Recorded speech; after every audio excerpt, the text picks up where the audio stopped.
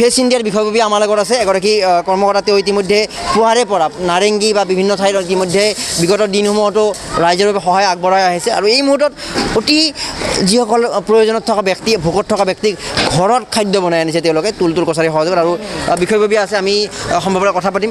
বাইদেউ, আপোনাক স্বাগতম জনাইছোঁ। আৰু এইদৰে অসহায় মানুহসকলৰ চকু পানী দেখিলে, অসহায় অৱস্থা দেখিলে আমাৰ চকু পানী ওলাই আহে, আমি হৃদয় আমাৰ শিহৰিত হৈ উঠে, আমাৰ মৰ্মান্তিক কিছুমান দৃশ্য আমি চকুত পাওঁ। এই দৃশ্য বা এই মানুহখিনিক সহায় কৰাৰ কাৰণে আপোনালোকৰ যিটো মানসিকতা অতি চেলুট দিব লাগিব। কি ক'ব আৰু আমি অন্যান্যসকলক আগবাঢ়ি আহিব লাগিব, এই চিন্তাখিনি কেনেকৈ আগবঢ়াই লৈ গৈছে আপোনালোকে? আচলতে আমাৰ এই চিন্তাধাৰা আচলতে আমাৰ লগত সহযোগ কৰিছিলে প্ৰথমতে তুলতুল কছাৰী, তেখেতৰ ভিত্তিতে আহি পেলাই আমিও এটা সংস্থা হয়, আমাৰ এই সংস্থাটোৰ নাম ফেচ ইণ্ডিয়া। তো এই সংস্থাটোৰ তুলতুল কছাৰী গাঁৱৰীয়াৰ লগত লগ হৈ পেলাইহে এই পদক্ষেপটো লৈছে। আমি এতিয়ালৈকে তেখেতে প্ৰথমতে আৰম্ভ কৰিছিলে, যিহেতুকে তেখেতে অকলে নোৱাৰে ইমান ডাঙৰ এটা ধৰক কাভাৰ কৰিবৰ কাৰণে। ফেচ ইণ্ডিয়া এটা সংস্থা, এই সংগঠনটোৱে আগবাঢ়ি আহিছিলে, তেখেতৰ লগত যোগদান কৰিছে।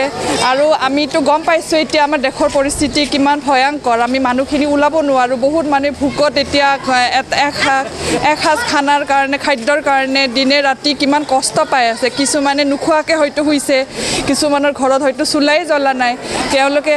কিন্তু এইখিনি যোনখিনি পদক্ষেপ মই শলাগ ল'ব লাগিব তুলতুল কছাৰীৰ, তেওঁ আচলতে আগবাঢ়ি অহাৰ কাৰণে আমাৰ নিচিনা অৰ্গেনাইজেশ্যনে আগবাঢ়ি আহিছে। আৰু এনেকৈ আমি GMC area, Chandmari area, Ganeshguri আৰু ভঙাগড় এনেকৈ বিভিন্ন দিশত গৈ এতিয়া যিখিনি পাৰোঁ নিজে বনাই আনি পেলাই আমি সংস্থাটোৱে যেনেকৈ যোন ধৰণে সহায় কৰিব পাৰে তুলতুল কছাৰীৰ লগত আছোঁ, সহায় কৰিও আহিছোঁ। আৰু তেখেতক আগৰ দিনকেইটাও সহায় কৰি যাব, আগৰ দিনত সহায় কৰি যাব। এতিয়া কথা এটাই, ফেচ ইণ্ডিয়াই মহানগৰীৰ ভিন্ন স্থানত অতি মহৎ পদক্ষেপ লৈ আছে। আমি ডেম'ক্ৰেচি লাইভৰ পৰা এই দৃশ্য উপস্থাপন কৰি আহিছোঁ, আজিও উপস্থাপন কৰিম। এতিয়া ফেচ ইণ্ডিয়াৰ দৰে আমাৰ ৰাজ্যৰ অন্য প্ৰান্তত থকা লোকসকলক আমি আহ্বান জনাম যে তুলতুল কছাৰী হওক, ফেচ ইণ্ডিয়া হওক বা এই সন্মানীয় মহিলাগৰাকীৰ দৰে তেওঁলোকে এই যিসকল নিডি ব্যক্তি আছে, পিছত কি হ'ব পিছত দেখা যাব, কিন্তু এইখিনি সময়ত কাৰণ মানুহ জীয়াই থাকিব লাগিব, গতিকে জীয়াই থকাৰ বাবে আমি কিন্তু ফেচ ইণ্ডিয়াৰ আদৰ্শ ল'ব লাগিব। আৰু ফেচ ইণ্ডিয়াক আমি ধন্যবাদ জ্ঞাপন কৰিছোঁ, আমি আপোনাক ধন্যবাদ জ্ঞাপন কৰিছোঁ। আৰু আমি সম্ভৱপৰে আৰু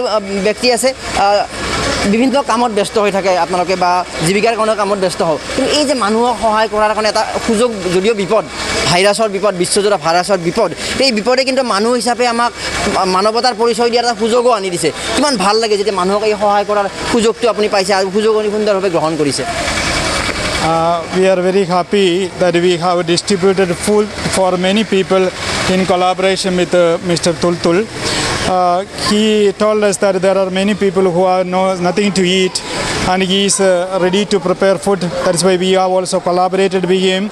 We provide the basic necessities, basic essential food items, and he cooks and we come and distribute. And it is a good joint venture and we make people happy. Otherwise they go hungry stomach, which is not good.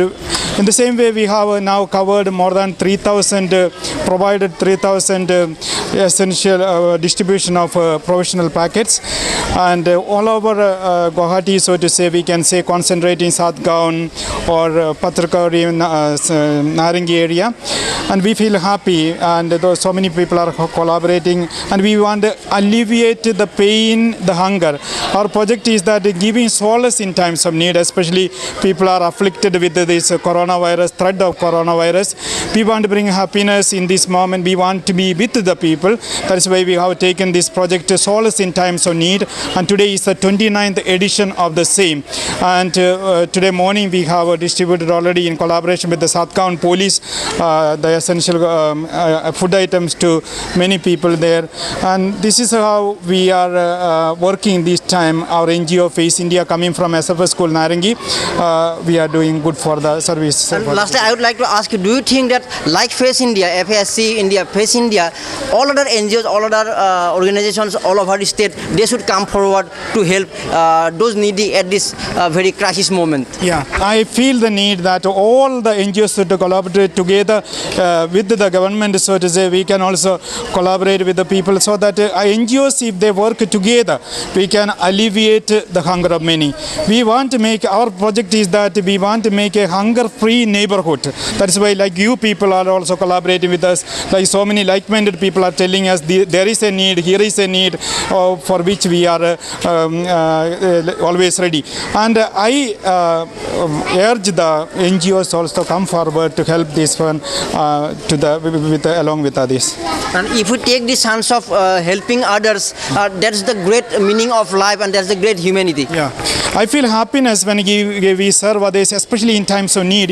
Nobody should go hungry, so to say. That is my aim. It is the aim of our NGO. That is why we are working day in and day out.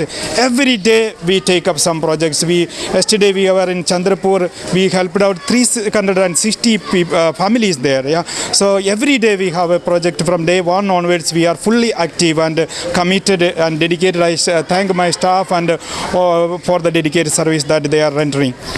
Very right words. No one should be left hungry.